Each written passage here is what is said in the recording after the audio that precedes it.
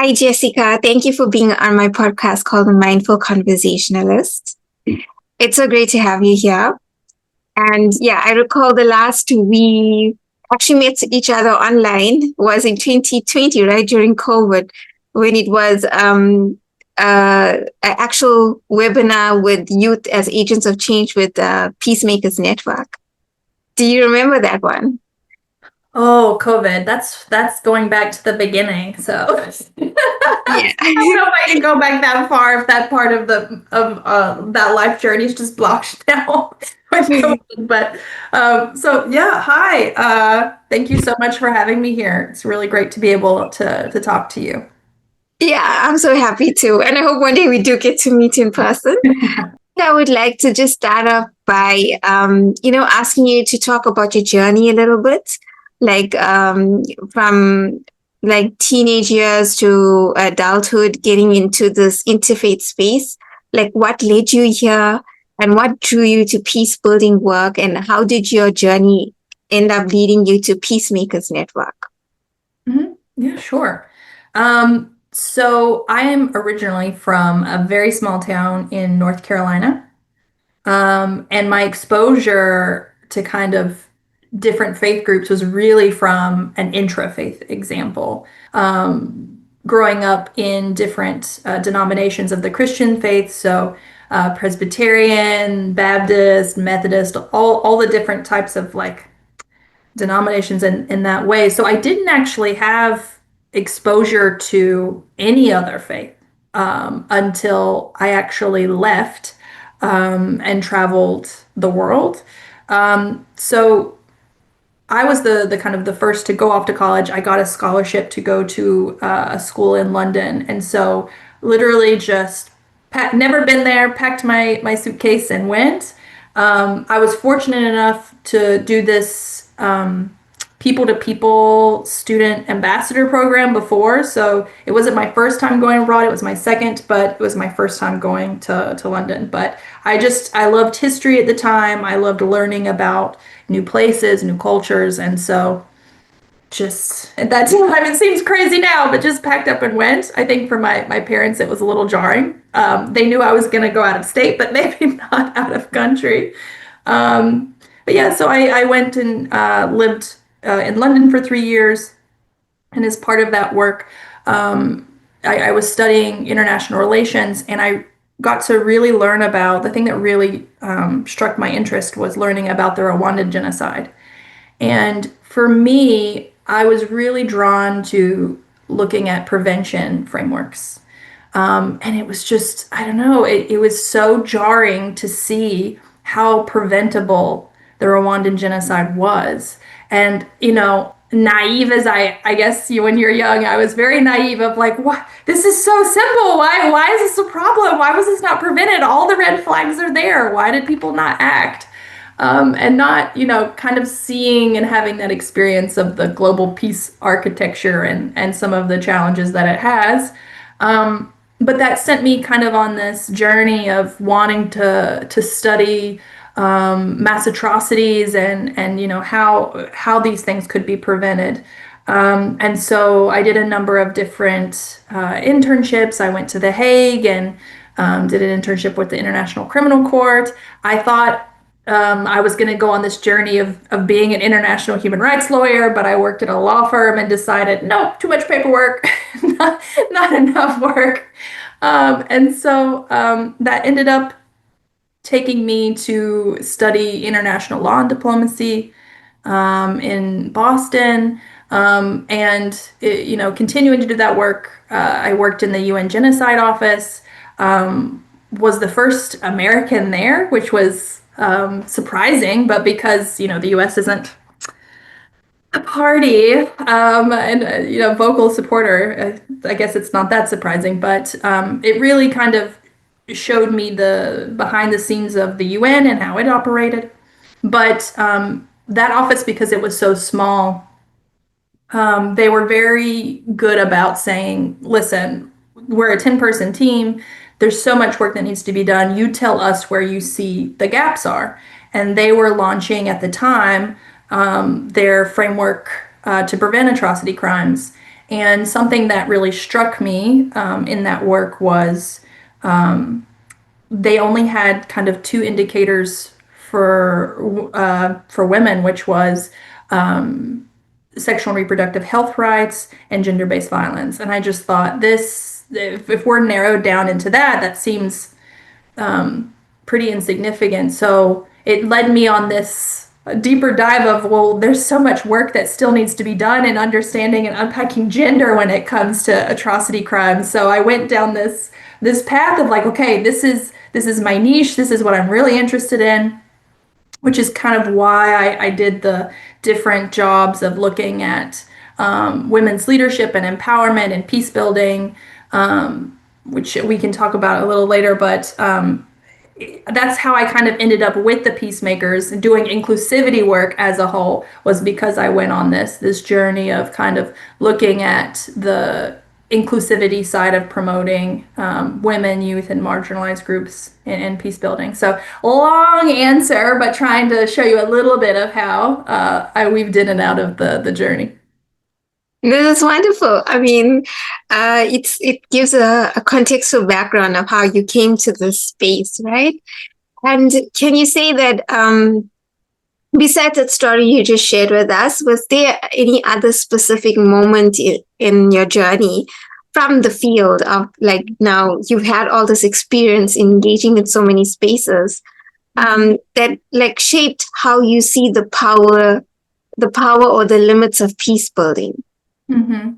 Yeah, I don't think it's actually one moment. I think it's a culmination of moments. And it's really with everybody, especially the women and young women that we work with, it's hearing their stories and their journey to see the impact that they've had that really motivates me to keep going and to keep serving those communities.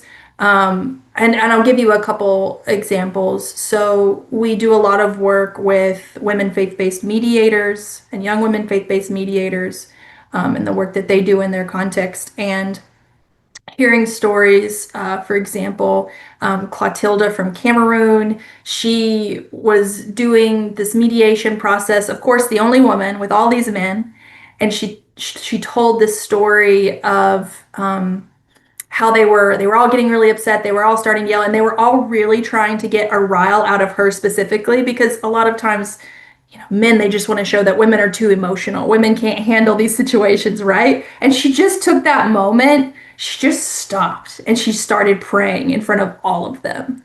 Which, right, it just recentered the table. But something that, like, just reclaiming that power, like, just an example of that, I mean, to me is so empowering in itself.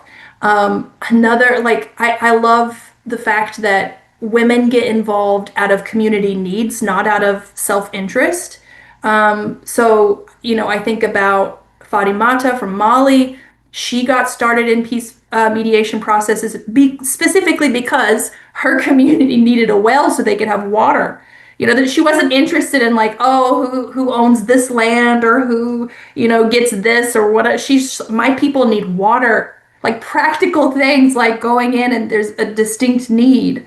Or, Ezabir from Kashmir, she got involved because of the wives of the disappeared, who, they didn't know if their husbands were alive or not, but 5 years goes on and they're not allowed to divorce and remarry, to be able to take care of their families that are left behind because of the laws that existed prohibiting them from doing that. And she got involved specifically to address that issue, right? Addressing a need, and again, not for themselves, but for the community. And so, I don't know, I'm always thinking about, the power that women and what young women bring to the table, but also the way that dialogue is promoted. And young people especially, are really good about that, and that's because they come from different places of power. So I think when you don't have power, you're forced to, like, actually, be more humble and listen and be, willing to work with people. But I'm always inspired by, and maybe this is biased for me, but in my work, but I always go back to this quote that I like about men fight for power, women fight for peace. Just because women had, throughout history really haven't had that level of power and influence. And I'm not to say that as we go forward in the next 100 years, that doesn't change, right? We know that women can also be just as, negatively impactful as the men, but overall, I think because they haven't achieved that level of power and influence, it doesn't have that level of corruption still yet. So that's how I kind of see power in general, and both for good and for the negative side with peace building. No, that's cool what she said. I mean, and that's deep as well, because I think when you look at women, right, there's a whole interplay, especially in the gender space, between the masculine and the feminine, right? Mm-hmm. And until we achieve that balance, can we make more like strides in our work? But also, if you look at women, they are more centered in their heart. Sure, they wear the emotions on their sleeves, but they also have that mothering, nurturing instinct that comes naturally. So they're much more, what can I say, observant and reflective, and more understanding in these spaces. So that's why it's such a different dynamic to the power play of the masculine energy, where it's that power and it's like a head-on way of approaching situations, whereas women have a different, softer, gentler approach, still trying to be firm where they need to be. But I think it comes from the fact that they are mothers and they understand the needs of the community and what needs to happen. But what I also liked in what you shared is that the power of storytelling, and that's what moves us. Because it's those stories of those women and those people on the ground that motivates us to do this kind of peace building work, because it's those stories that inspire us, or we are affected by them, whether it's emotionally by what's happening in conflict areas that makes us want to do this, right? So, just that. Thanks for sharing on that.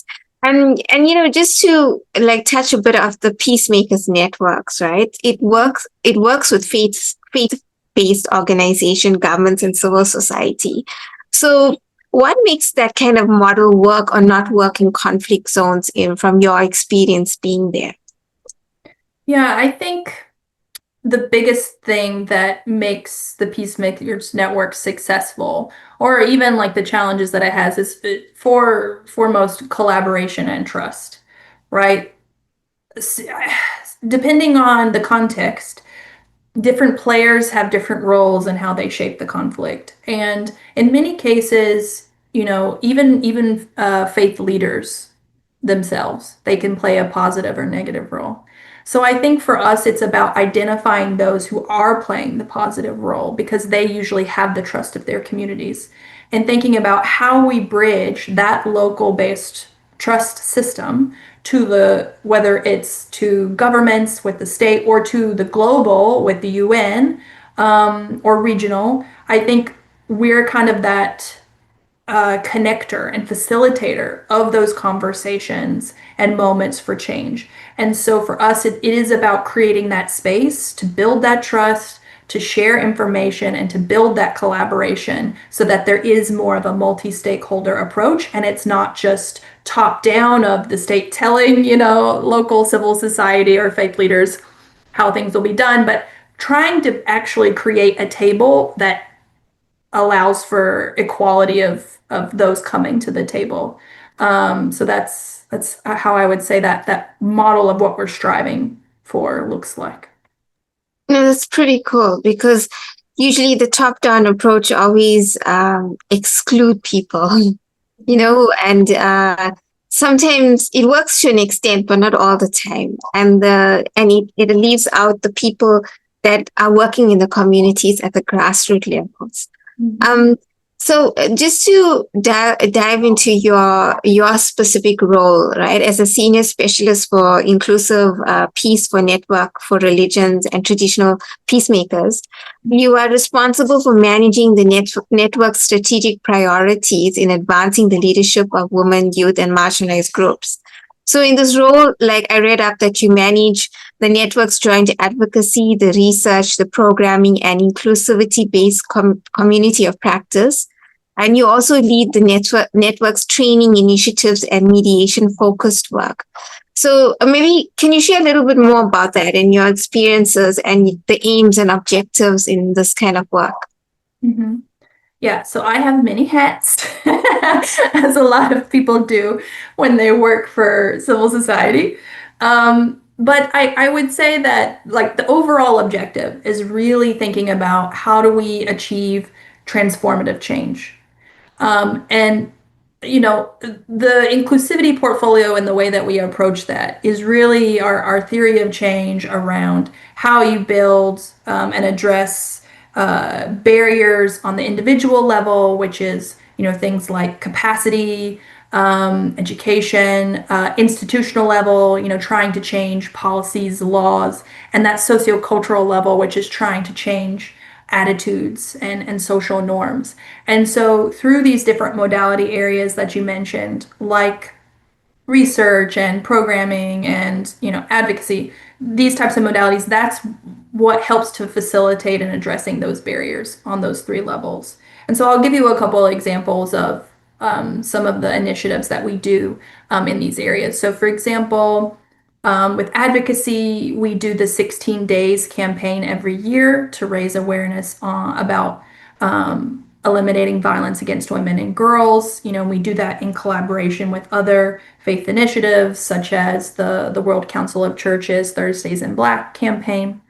And we also do a lot of work with the UN Multi-Faith Advisory Council in doing joint faith advocacy with the UN Interagency Task Force on Religion and Development. And so that's some of the kind of advocacy work that we do. With research, you know, we're always looking at where the gaps are in promoting inclusivity in peace building. So right now we've just done a lot of research and are trying to launch a toolkit on advancing persons with disability in peace building. And so we saw that there really wasn't a lot that existed looking at local context and working with organizations of persons with disability. So, you know, we saw a gap trying to address that. With programming, depending on the different kind of grant that we're working on, the network, you know, we see there's a lot of competition among organizations. And so we look at our members and say, hey, instead of fighting each other to try to get this funding, why don't we apply as a group together with, you know, whether it's the local expertise or the thematic expertise, but let's try to apply together to get that funding to promote cooperation over competition. And so one project that we did with our member, the Burkhoff Foundation, was the PAVE project, and it was looking at preventing and addressing violent extremism in the Balkans and in the MENA region. And so we helped our role was to develop different capacity trainings, trying to promote local multi-stakeholder collaboration on different areas as a result of the project. The inclusivity community of practice that you mentioned, we have many working groups in the network. So we have regional and we have a thematic, which is the one that I lead. And it's really just about promoting a space that members of our steering committee lead on to be able to talk about how to advance inclusion and peace building in a host of different areas. So it's really about creating a space to share learnings and information and to promote that kind of cross collaboration and understanding. And then, yeah, the last about the capacity strengthening work, we offer many different types of courses. So a couple being the peace mediation work. So we do offer, for example, a religion and mediation course that we do with practitioners and UN mediators. And we also have courses specifically for youth doing religion and mediation work, and also women and young women faith-based mediators from that gender angle. So a lot throwing at you again, but just giving you some concrete examples of those different working areas. No, that's wonderful. It's great to understand because, you know, when it comes to peace building work, nobody like there's a lot going on, and nobody really understands the depth of what an organization is doing unless you you're exposed to it. And Mm-hmm. sometimes people think peace building is just simple, but it's not, right?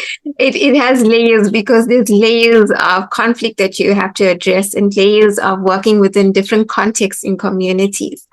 Um, so tell me, like specifically, I want to just zoom in a little bit on the mediation trainings that you'll do and the programs that are available for youth.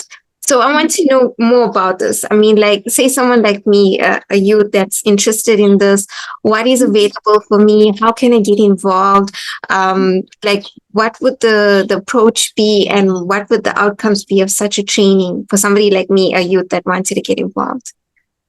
Yeah, so we offer a lot of trainings for young people. I mentioned PAVE. We have one specifically about promoting youth leadership in preventing and addressing violent extremism, and that also goes with we host now the IDOV network, which is specifically about a youth-led network for those working on preventing and countering violent extremism. And I think there's actually an application out now for those that want to join. So that there's always, the thing with the network, there are always plenty of opportunities. If you don't follow us on social media, you should, because it's not only the networks trainings and opportunities, but it's all of our members. We have over 115 members now. So, I know you represent Religions for Peace. And so everything that Religions for Peace offers, we amplify everything with, for example, Chi-Seed. I know they've got their fellowship call for applications out now. So it's also not only the things that the network offers, but everything that its members offer. And another big one is Ackway, because they have, we work with them through the G20 Interfaith Forum. So again, like plenty of opportunities, not only through us, but through our members. I mentioned the youth religion and mediation course that we do, and the different working groups that we offer. I mean, there are definitely more than half of our steering committee members of the inclusivity community practice are young people. It's a call we do every year for people who are interested. But we also, I think the other thing that's really impactful is we do offer small grants. And a lot of youth-led initiatives actually apply for the small grants. So we just, I think it's still open, but we're doing one right now in South and Southeast Asia, looking at intersectionality and peace building. So really trying to encourage those working on gender, disability, and LGBTQ inclusion to apply. So those are just many different ways, but as I said, like the best way to keep informed is the newsletter and social media, because every month there's new things. Yeah, that's wonderful. I think it's wonderful because it's great to see there's so much opportunities out there, but also whichever youth is watching this podcast, and want to get involved in these spaces can know how.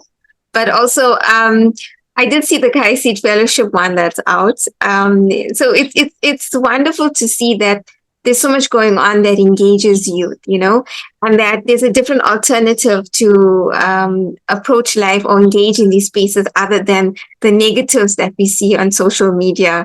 And that's like one of the things that most people are like overwhelmed at the moment, the negatives that are out there in terms of relation of conflict.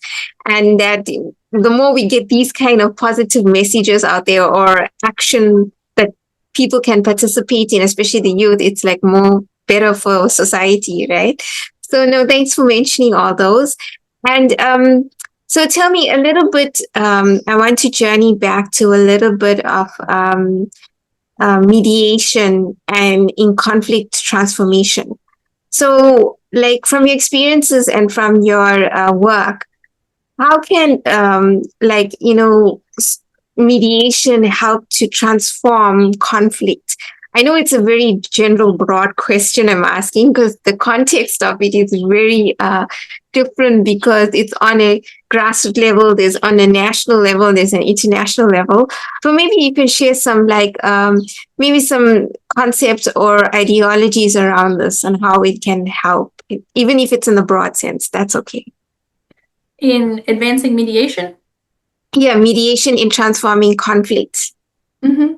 Yeah, so I think the most important thing to consider with mediation is, after you have to first start with your conflict analysis to see if mediation is even the answer, right, to what you're trying to solve. Because mediation, it can be good, but it can be very limiting in what you're able to do.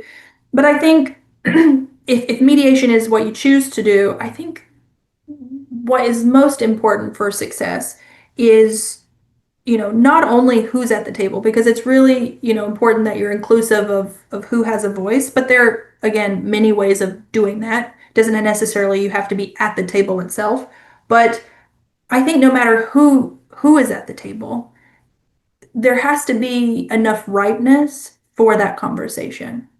It has to be the right moment, and people have to be willing, and here's the key, to be able to listen, because there's going to be a lot of talking and a lot of talking past each other.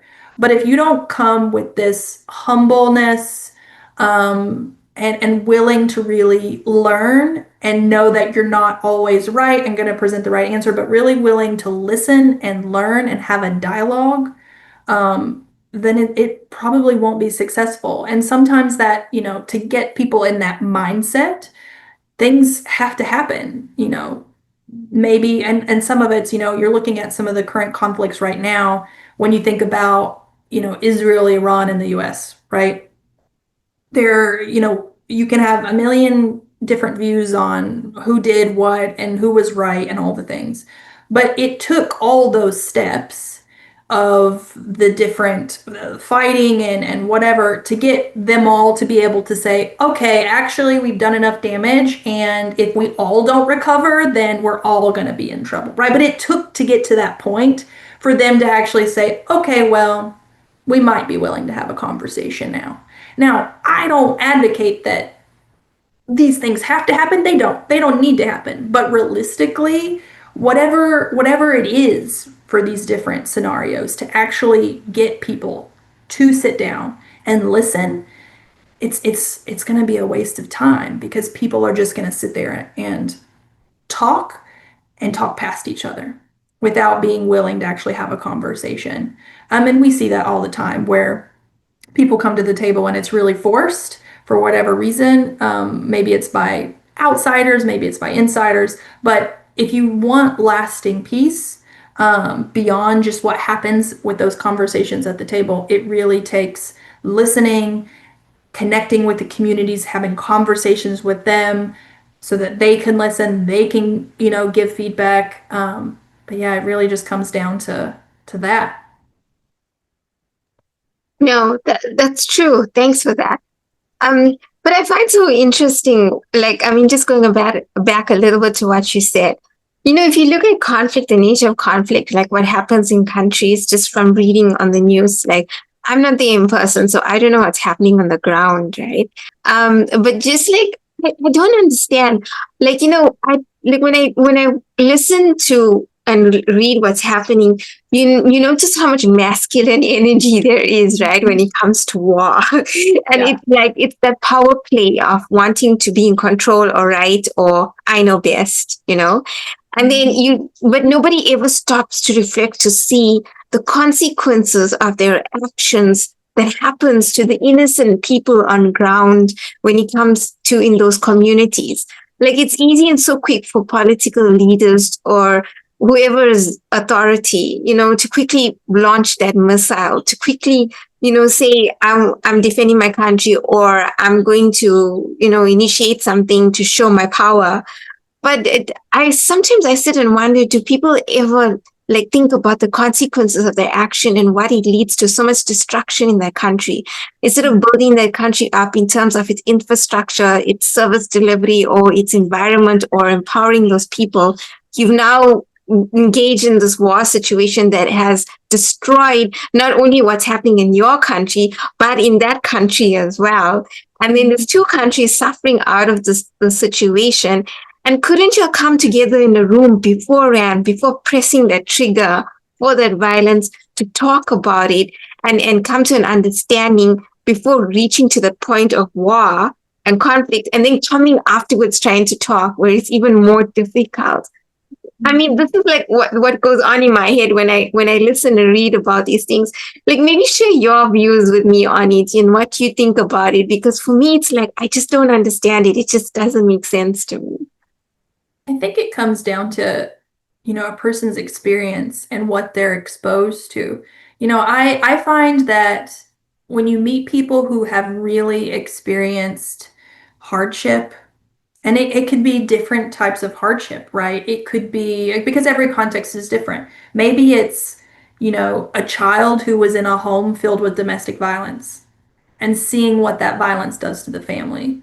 Or, it could also be like being part of a conflict that, if you're young, if you're elderly, if you have a disability, something that would impact your experience in the conflict itself very differently from, let's say, when you think of political leaders who are usually like middle-aged, elderly, or not elder, middle-aged men. Right, maybe a little elder. I wouldn't say elderly, but that's a very distinct group, and their experience then is going to be more limited than what the rest of society experiences. And so I think, these hardships and struggles that people have, it really helps to develop a person's empathy. How they see the world, how their worldview is shaped.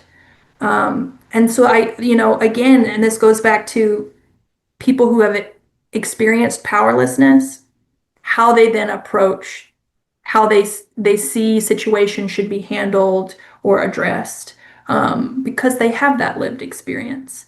And so I think that's a huge part of the issue is that, and now with all these other new developments that are only exacerbating some of these worldviews, which is, when you think about social media and the way that it then gives you that tunnel vision of you only think what this one group thinks, and you're not exposed then to hearing and seeing different stories, or, as we mentioned earlier, or different things that are going on in the world. So I that's how I kind of see it. So I guess it comes back to what you said initially. It depends who you are as an individual. Your the experiences that you've had in your life that shaped who you are, whether you're coming from a background of hardship or privilege, but also being humble and having empathy, right? But that also depends where you are at as a person in leadership. Mm-hmm. So coming back to leadership, right?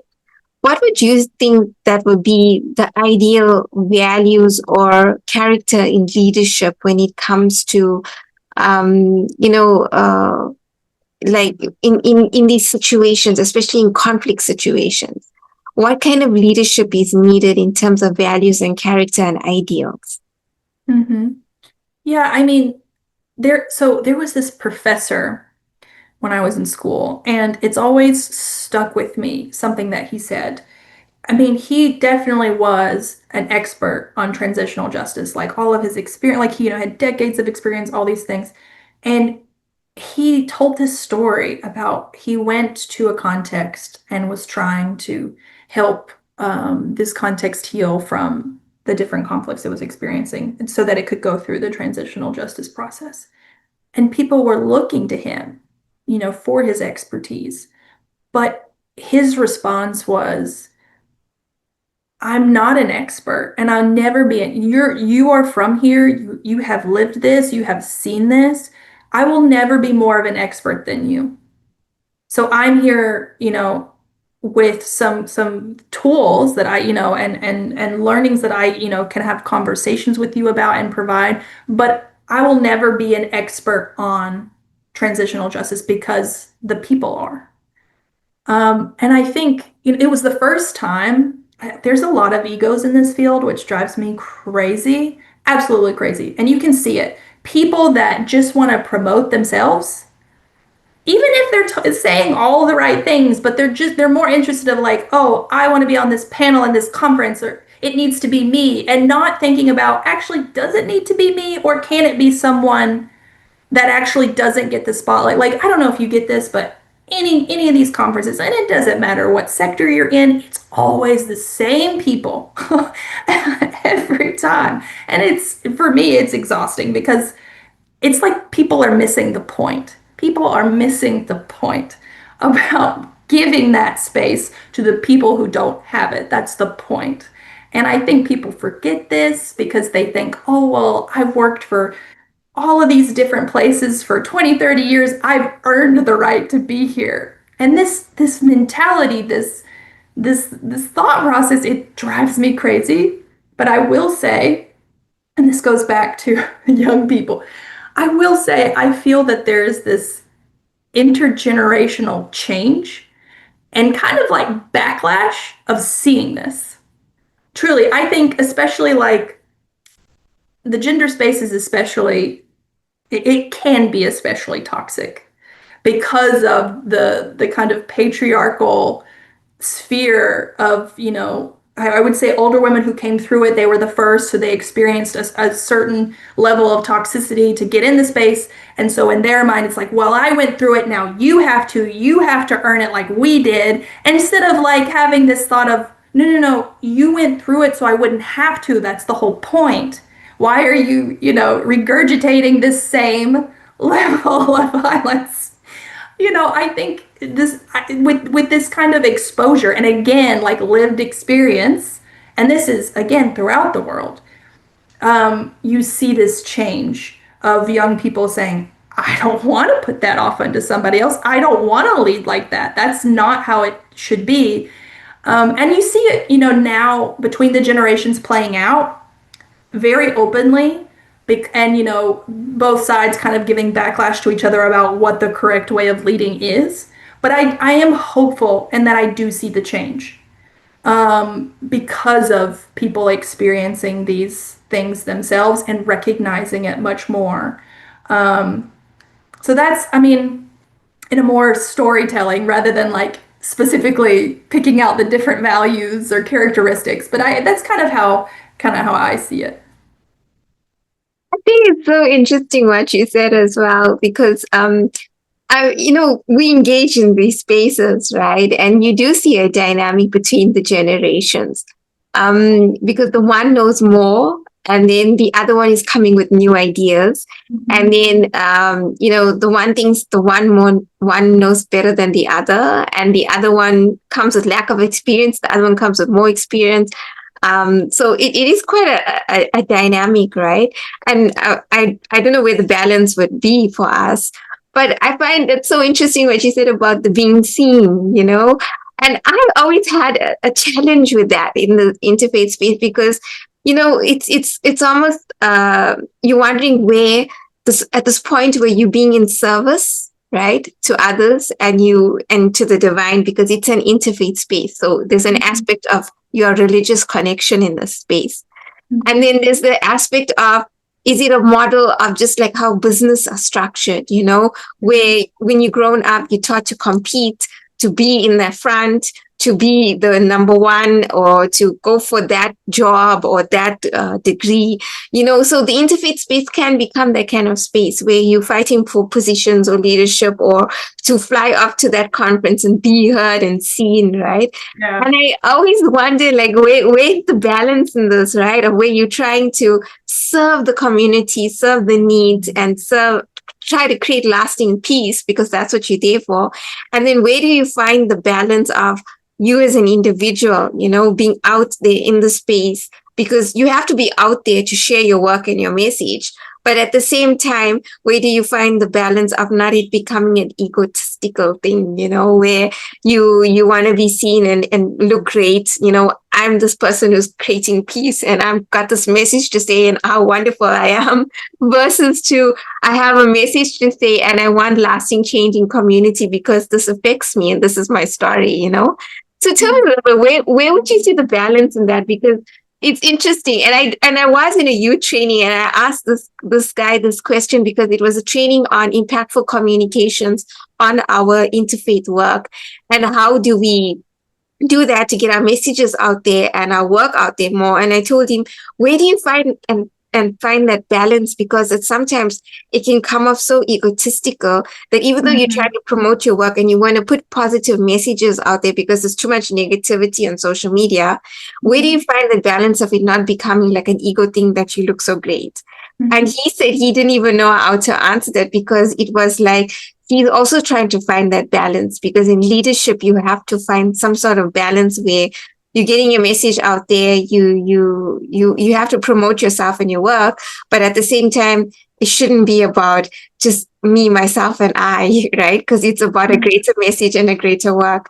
So tell me, what do you think about this? I like the I kind of conversation. disagree really hard. Maybe this is because I'm putting my inclusivity hat on. Really, here, and it's exactly, I'm going to pull from literally what you said.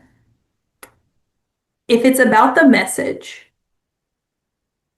then it's not about the messenger, right? Like, if you have a message that you want to say, whether it's about what your organization's doing or storytelling, whatever it is, whatever the message that you agree on, then the messenger doesn't have to be the executive director.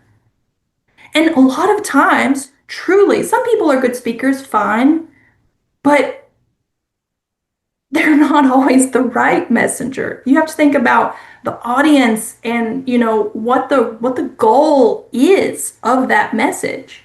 And a lot of times it's going to be much more powerful coming from someone who has lived that experience, that it can pull more from something within than just, someone in a point of leadership going up there reading off a piece of paper, by the way, because a lot of times they do. They're going from one conference to the next. They're literally reading off a piece of paper, right? Which is, what does that serve? That's not, powerful. That's not something that you just want to like, it comes from the heart. But giving that then the opportunity to someone who doesn't have those opportunities, they're going to take it much more deeply, much more to heart, and really actually resonate that message much better than I would say, than whoever, like, that's not the point of leading the organization. And so being able to unpack, like, who is the best messenger? And I'm actually going to go back to what you were saying about the generations, kind of arguing because, you said, oh, well, one has more experience and the other one doesn't, but one has new ideas. It's not even about levels of experience. You can have 20 years of experience and it not necessarily add up to what people think it does, right? Because if they're in the same job for 20 years, they're going to have a very limited view. Or maybe they've, had 3 jobs, but like every person's experience is different. So it doesn't matter if they have 20, 40 years or 1 or 3, right?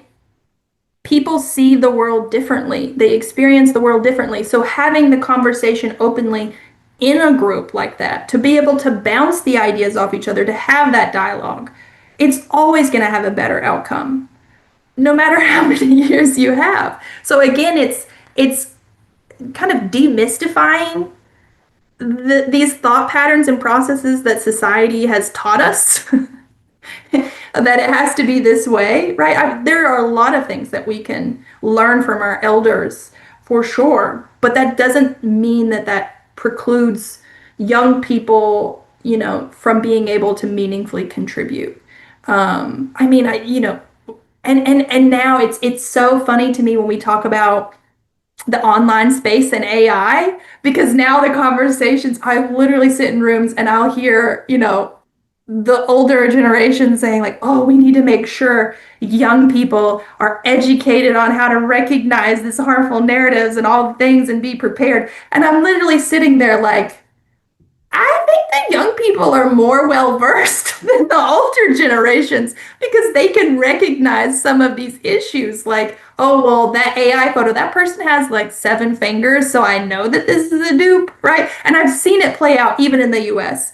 When we had, there was this major storm, this major hurricane and flooding that happened in North Carolina, and there was so much mis and disinformation that went out, and it was actually the older generation, not the young, that was fallen into it, that wasn't actually recognizing it. So this again, it's just funny in some of these situations where these are the narratives. And I see you laughing because I know you recognize some of these things yourself. But like again, coming from that place of just, continuing to realize you're not always the right expert or messenger or person to do these things, and being able to, kind of step outside and realize that, I think is what makes a good leader. No, that's really true, and I agree with you. And I'm laughing because I can relate so much to the things you're saying. And I think what's so important, what you said, is the right speaker for the right message. Because I had a personal experience where I encountered a religious leader, and it was a youth project that I was leading, and he felt that, who are you as a youth to lead this project? But it was a youth project, and it was a grant given for that youth project. And he was like, it should be a religious leader in that space. And I was like, but would a youth listen to another youth, or would they be listening to a religious leader for this specific project in this kind of context? And that's why it was a youth project given to a youth to lead it, right? Because it was for them to be there to talk to the other youth, to inspire them so that they want to be in the space as well. And I'm sharing from my real authentic experience of being in the space. And this religious leader just didn't see it, right? So it was quite a battle, right? But and I think, and that's what people forget. They so what can I say? They so into the ideologies of how it should be based on a norm that worked previously, but times are changing, and we have to be adaptable and flexible because we need to move with what's required for that specific project in that specific time, or that event, for that thing to unfold. And I think what you said, it's about who's the right speaker for the right message. That is important. It's not always about wanting to be seen or heard, or feel that we greater than thou. So it's quite a tricky space to be in. And because you mentioned AI, right? I had a question for you on AI, so I'm just going to ask you anyway, because you see AI playing an increasing role in shaping global narratives and decision making, right? And so I want to know, how do you see its potential impact, positive or negative, on the inclusion of youth, women, and marginalized communities in peace processes, especially in traditional or religious contexts? So maybe you share your thoughts with me on that one. Yeah, I think from a positive perspective, it's offering new spaces for listening. It's offering opportunities for participation and leadership. So I think creating new spaces, is always a good thing. But the kind of counterpoint to that on the negative side, then it kind of also can create exclusion. Not everybody has internet access. And so that's going to further marginalize those who aren't digitally connected. And there's also the issue of, AI being weaponized for we were just talking about it, the mis and disinformation, but also, it's creating a lot more risks for surveillance. And we're seeing a lot more civic space being, shrinking because of everything that's going on in the world, and having this more kind of states militarized, versions of what they think, peace is going to be. And because of that, we're seeing a lot more surveillance. And so, as with everything, there are opportunities, but there are also challenges. That's true. Okay. There's always the positive and the negatives, and also there's equal good and equal bad in every situation. So tell me, being in the space, right? Are there peace building strategies that worked in the past, but no longer serves us in this era of rapid change, that you feel that could be different and be done differently? And like, if you could redesign the global peace infrastructure from scratch, what would you do differently? Mm-hmm. Yeah, I mean, I think we mentioned this earlier, but the top-down approaches are out. I think that's a thing of the past. I think something that also hasn't been fully realized, and we're falling back into this trap of making some same mistakes.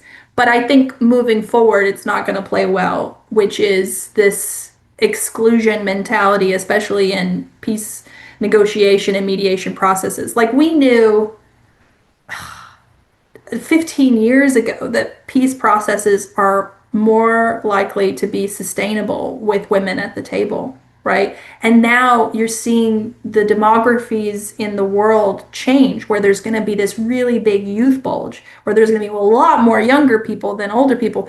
And so, because of that, realizing that now, if young people are not included in these conversations and these decisions, it's just another major conflict that's going to be on the rise. Especially now, you have all these other exacerbating things to conflict, like climate.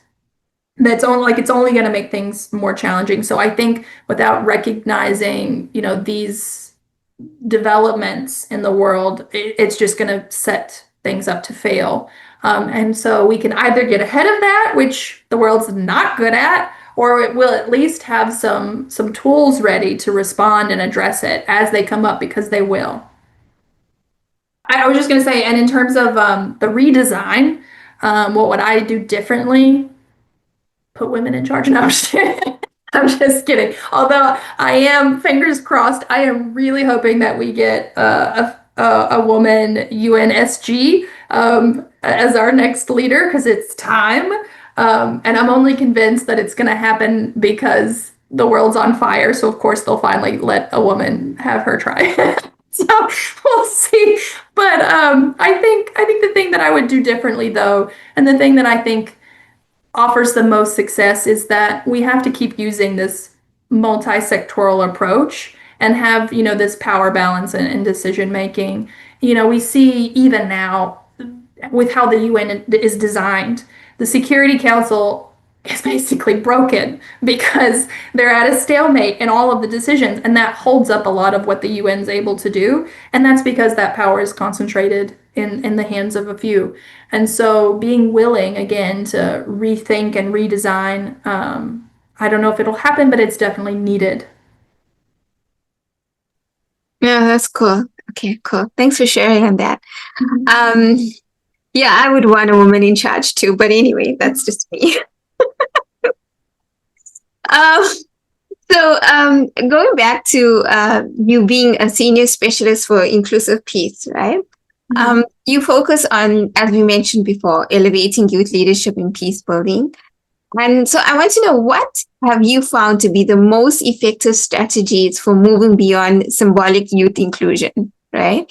And actually giving young people meaningful influence in peace processes, especially in spaces, we already touched on this, dominated by the elders or authority figures. And I've given my example too as well. So what would you think will be the most effective strategy to move beyond the symbolic youth inclusion? Because in a lot of places, as we mentioned, youth are not included at the table in decision making or in the important conversations, and we are added in as an afterthought, just to say, hey, I had the youth included in this thing, right? So how can the process become more meaningful, more inclusive, and be more what can I say, productive, but also being more engaging in a way where it's just not an afterthought? Mm-hmm. Yeah, I mean, this one's actually not a very hard question. I think. I mean, it's really straightforward. I mean, youth need to be involved in the design of whatever it is you're doing, the development, and its actual implementation and follow up. I go back to the theory of change that I mentioned at the start, which is really like, at the individual level, like building young people's capacity, right? When you're thinking about the institutional part, like changing policies and laws that then hinder their participation in leadership. And I think about even when elections happen, each country has its own law that says you have to be a certain age to be, whether it's a member of parliament or Congress, or to be able to run for president, whatever it is. Every country is different. some countries you can do it at 18, others you have to be 25. Like, so I think unpacking those, barriers of laws like that also have to be addressed. And then, of course, on that sociocultural level, changing those attitudes and norms of how people see young people and what they can offer to society. So not that hard, I think, but the design, development, implementation is the most straightforward thing you can do. Well, I guess it all depends too, as you said, how people see young people. It comes with a lot of stereotypes and norms that they are not experienced enough, or, I know better than them kind of thing. So it's a difficult space sometimes.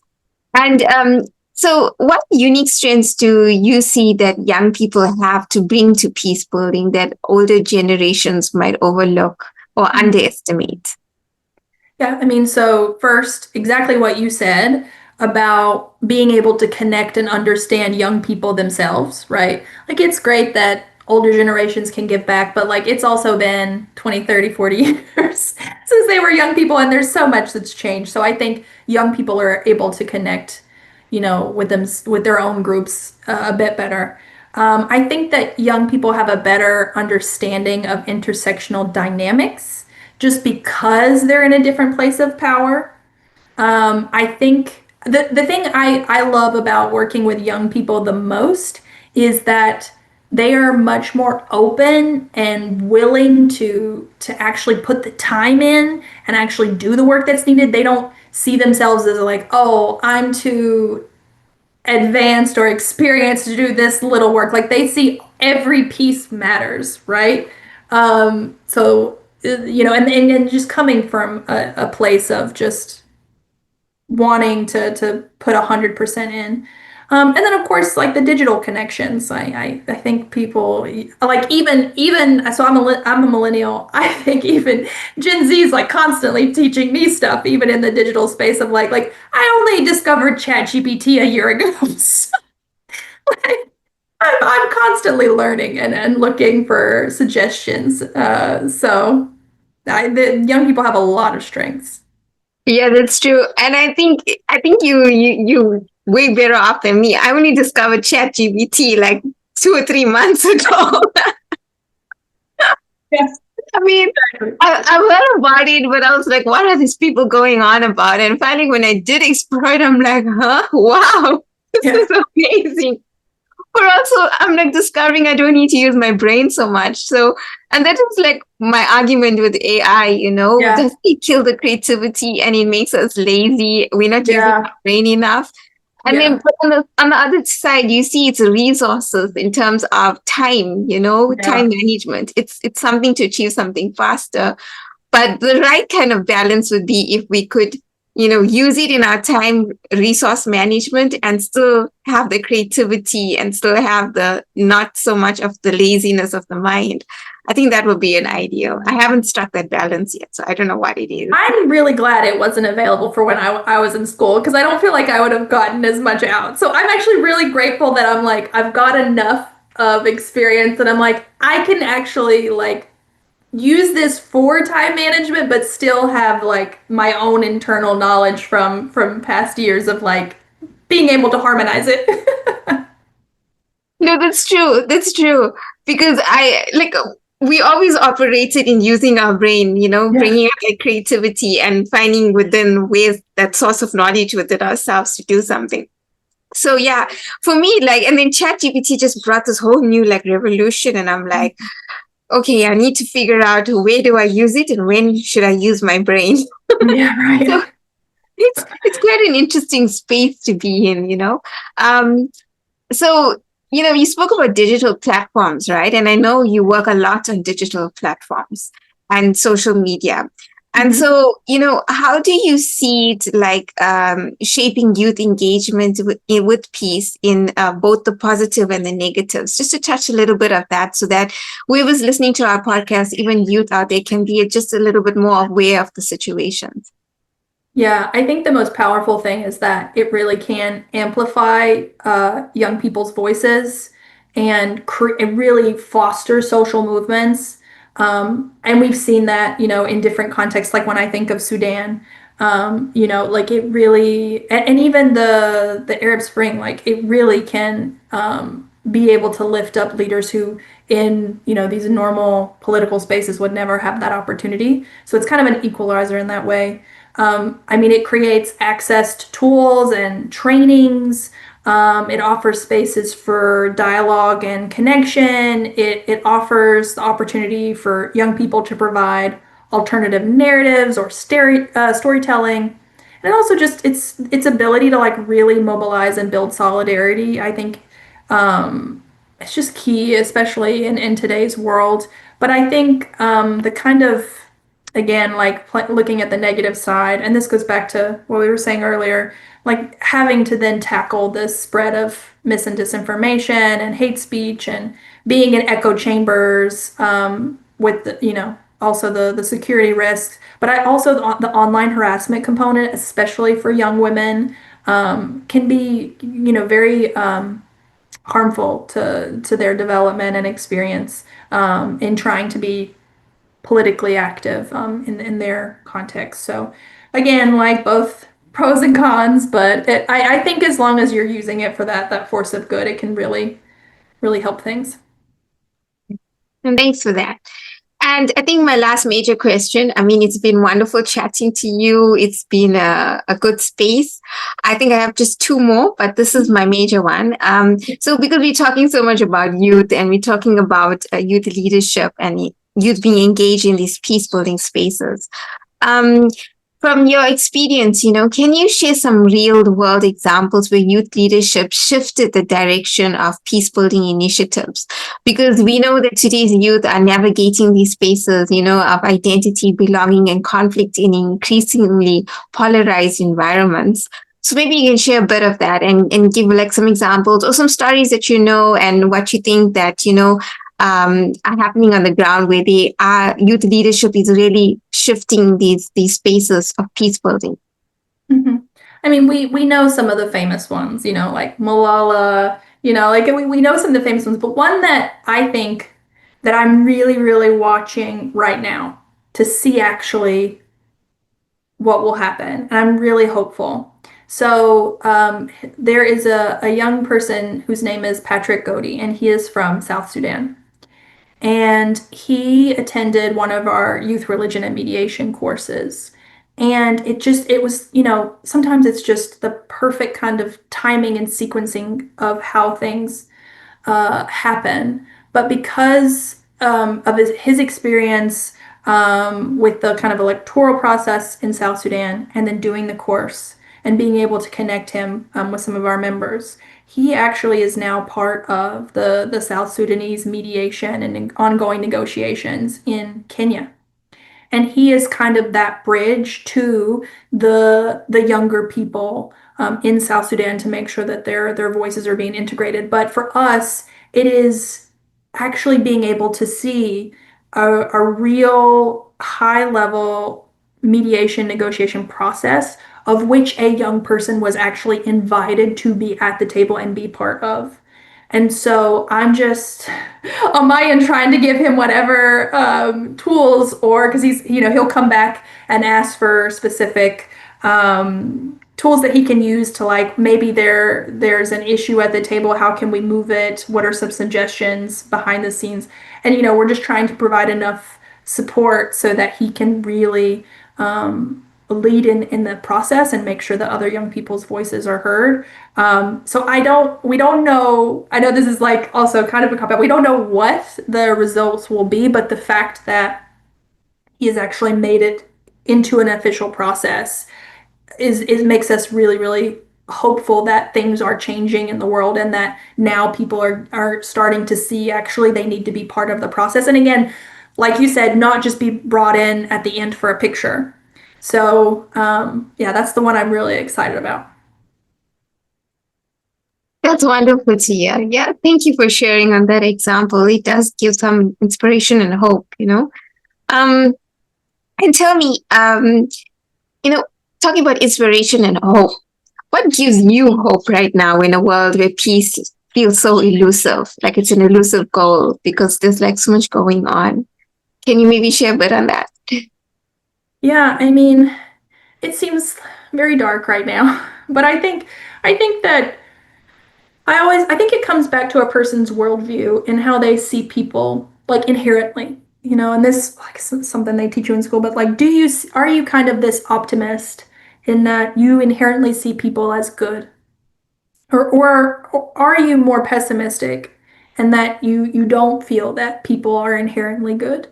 And for me, I actually do think that they're good. I see every day people doing things for their neighbors, people doing things for their communities, you know, small things to be able to give back and to contribute. And so I think that small like taste of that of just at the end of the day people want peace, people want to do good things and to be good people. I think that's what at the end of the like it always brings me back to that. I always come back to that central part of no matter what maybe evil or bad things that people do, you know, usually individuals, right? At the end of the day, as a whole, it always makes me think of like, but it's kind of like what governments do versus what the people do. Like the U.S. government, I don't agree with almost everything that they're doing right now, but that's the government and its specific people. But it's not the entire people of the U.S. that agree or believe with that. So like always remembering that I don't know, for me at least, going back to thinking how people are as a whole. No, yeah, that's cool. Thanks for that. I also agree. I mean, sure, the negatives out there, but there's a lot of good stuff happening on the ground. And we also, it's a choice, you know, we have a choice to focus on the negatives or the positives. Yeah. It's good to always focus on the positives, but also be aware of the negatives, but just not to drown in it. But it's Because also like, what's the alternative? If you yeah, don't have hope, what's the alternative? I don't want to live like that. I don't know. that's true. I agree with you. We have to have hope, otherwise we all drown in it. Um, Mhm. and that's so interesting because almost every like religious person I've interviewed on my podcast channel, and they're like, it's hope that keeps me going. It's hope, you know, that keeps me wanting to do this work. Yeah. Otherwise, it's all doomsday. You know, it's hope. So I thank you for this podcast. You know, I thank you for the conversations. It was so informative, engaging, but it was lighthearted as well. And you know, also there was a lot to learn and share and stuff from your life journey and experiences. And you know, just a last signing off question. If you could give one message to the young people feeling overwhelmed by global violence or injustice, what would it be? I mean, the one was, you know, hope, and the one was, you know, focus on the positives. Do you have anything else to just add to that? Mm-hmm. Yeah, no, thank you so much for having me. And I really wish that the listeners could actually hear how much you were laughing as I was talking on some of these answers. Just from that solidarity point. But I think if I were to give one answer, I think it's really about you don't have to carry the whole world to you know, help heal it. It's really, and this goes back to what I was just saying. Start small, start where you are. Know that your voice, your care, your courage matter more than you think. You know, the world may feel too heavy, too broken, but every act of compassion, every conversation helps to build understanding. You know, refusing to be numb is part of this resistance to violence and this kind of quiet construction of peace. But I think just remembering you're not alone, you're not powerless. Just find others to walk the same path, even if they're far away. Like, right, we're across the world from each other, but we're still walking the same path. And you know, really just build something hopeful together. That would be my message.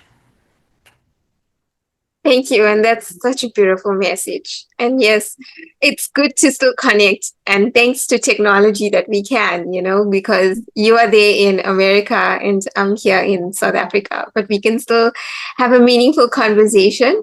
And yeah, and that's why I opened up this podcast because I didn't want to get drowned and overwhelmed by what's happening in the world. Because when you're in peace building space, it gets a little disheartening when you hear kind of stuff that happens around the world.